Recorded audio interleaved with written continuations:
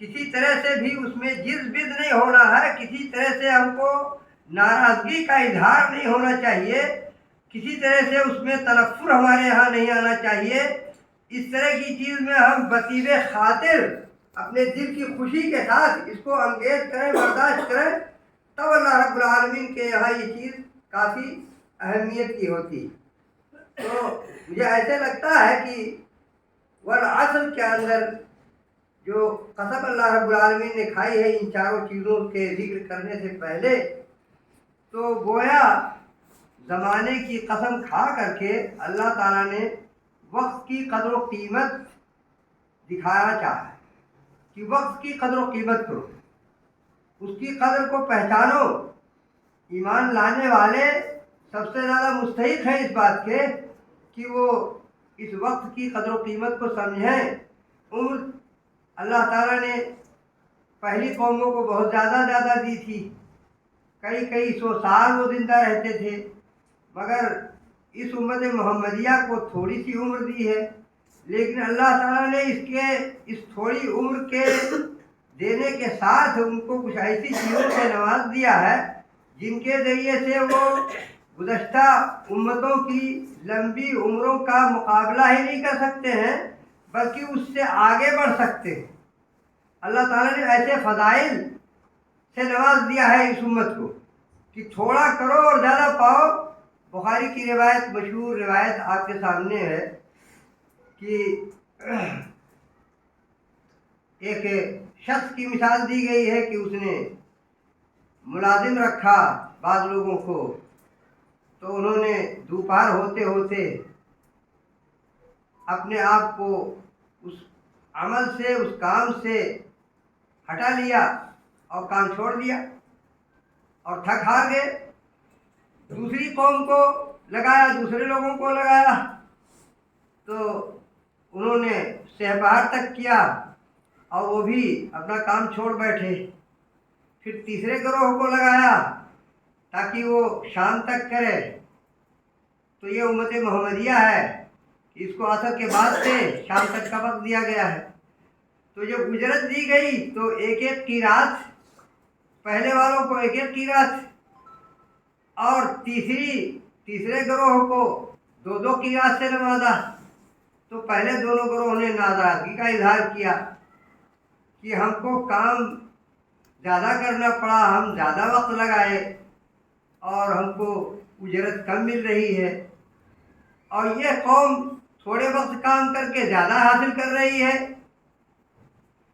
تو اس نے کہا کہ کیا تمہارے ساتھ ہم نے زیادتی کی ہے؟ اگر زیادتی نہیں کی ہے تو یہ میرا فضل ہے، میں جس کو چاہوں دوں۔ ذالک فضل اللہ یؤتیہ من یشاء،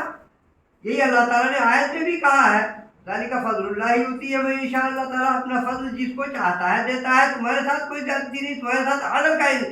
طریقہ اختیار کیا گیا ہے اور ان کے ساتھ فضل کا طریقہ اختیار کیا گیا ہے۔ تو یہ سعادت مندی کی چیز ہے کہ اللہ رب العالمین نے اس امت محمدیہ کو اپنے فضل سے نوازا کہ تھوڑی سی عمر دی ہے، 60 سال 70 سال عمر سے زیادہ بہت کم لوگ جا پاتے ہیں اور اسی کے اندر زیادہ لوگ رہ جاتے ہیں، مگر اگر چاہیں تو اپنے عمل کے ذریعے سے، اپنے کردار کے ذریعے سے، اپنے اخلاق کے ذریعے سے ہزاروں سال کی چیزیں حاصل کر سکتے ہیں۔ ایک مثال لے لیجئے کہ رمضان کے مہینے میں کس طرح سے شب قدر کی کیا حیثیت ہے۔ آپ تو بہت اچھی طرح سے چیزیں جانتے ہیں، حساب بھی جانتے ہیں کہ 83 سال کی عبادت ایک رات کی عبادت ہو جاتی ہے۔ اس طرح سے بہت ساری چیزیں ہیں جو فضائل کے جنس سے ہیں، اور جو شخص تدریس کے، تربیت کے ماحول میں رہ رہا ہو اور تربیت کرنے پر معمور ہو، ایسے شخص کے لیے تو یہ ہے کہ رہتی دنیا تک اس کو اللہ رب العالمین نے اپنی نوازش کے لیے منتخب کر لیا ہے۔ یعنی آپ جن لوگوں سے پڑھے ہیں، انہوں نے جن لوگوں سے پڑھا اور تربیت پائی تھی، سلسلہ وار تمام اساتذہ، آپ کے اساتذہ کے اساتذہ اور ان کے اساتذہ کے اساتذہ، سب آپ کے عمل کی بنیاد پر ثواب پا رہے ہیں، اجر پا رہے ہیں۔ اور یہی امید رکھی جاتی ہے کہ آپ کی تربیت کے ذریعے سے جو لوگ مستفید ہو رہے ہیں ان سے جو لوگ استفادہ کریں گے اور ان کے تلامذہ سے جو استفادہ کرنے والے ہوں گے، قیامت تک کا سلسلہ ایسے ہی چلے گا اور آپ کو ان کے عمل کا اجر آپ کو بھی ملتا رہے گا، اور کسی کے اجر میں اللہ تعالیٰ کوئی کمی نہیں کرے گا۔ جو ان کو ان کے عمل کا ثواب ملے گا، اسی طرح کا الدال علی الخیر کفاعلہ کے تحت آپ کو بھی ان کے اجر جیسا ثواب ملے گا۔ تو یہ بہت بڑی فضیلت ہے کہ اللہ تعالیٰ نے کچھ لوگوں کو ایسا منتخب فرمایا ہے، ان کو علم دے کر کے یہ فضل دیا ہے کہ آپ اس علم کو پھیلاؤ، اس علم سے لوگوں کو کیا ہے ان کو مانجو، ان کو بہتر بناؤ، ان کی تربیت کرو، ان کے دل کو صاف کرو، اور اس کے ذریعے سے تم آئندہ برابر اس کا اجر و ثواب پاتے رہو۔ آپ نے سورہ 3 کے اندر پڑھا، تین والزیتون، یہاں بھی قسم کھا کر کے اللہ رب العالمین نے فرمایا ہے لقد خلقنا الانسان فی احسن تقویم ثم رددناہ اسفل سافلین۔ آپ پڑھتے ہیں اس کو، ہو سکتا ہے کہ بعض لوگ غور کیے ہوں، بعض لوگ غور نہ کیے ہوں، اس لیے میں توجہ دلانا چاہتا ہوں کہ یہاں بھی اسی طرح کا معاملہ ہے۔ لقد خلقنا الانسان فی احسن تقویم، بہت اچھے انداز میں پیدا کیا اللہ تعالیٰ نے انسان کو۔ ثم رددناہ اسفل سافلین،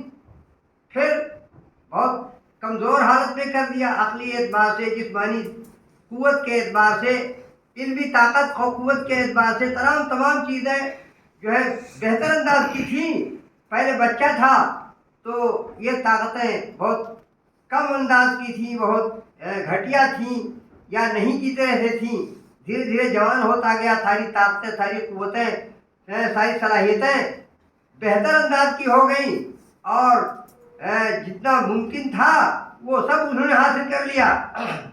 پھر عمر بڑھنے کے ساتھ ساتھ سب گھٹیا درجے کی ہونے لگی، سب نچلے کوالٹی کی ہونے لگی، کان کی سماعت کم ہو گئی، آنکھ کی بینائی کم ہو گئی، اسی طرح سے جو جسمانی طاقت کم ہو گئی، عقلی صلاحیتیں، حافظہ کمزور ہونے لگا، یہ تمام چیزیں ہونے لگی۔ ثم رددناہ اسفل سافلین، لیکن اس کے بعد اللہ تعالیٰ نے جو کہا ہے، استثناء کیا ہے، الا الذین آمنوا وعملوا الصالحات، اس سے ظاہر ہوتا ہے کہ مومن بوڑھا نہیں ہوتا ہے، مومن کی آنکھ کی بینائی نہیں کم ہوتی ہے، مومن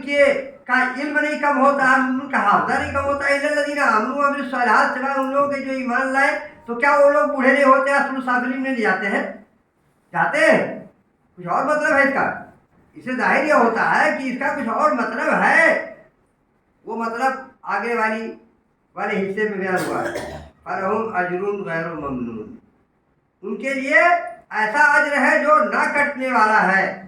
نہ کٹنے والا ہے کا مطلب جو اچھی صلاحیت کے وقت میں کرتا تھا، طاقت و قوت کی حالت میں کرتا تھا، اسی طرح کا اس کو اجر آئندہ ملتا رہے گا۔ جیسے حکومتیں دیتی ہیں یا کمپنیاں دیتی ہیں کہ 63 سال 62 سال 60 سال کی عمر میں ریٹائر کر دینے کے بعد بھی کچھ دیتے رہتے ہیں، تو اللہ تعالیٰ ریٹائر کرنے کے بعد یہی نہیں کہ تھوڑا سا دیتا ہے،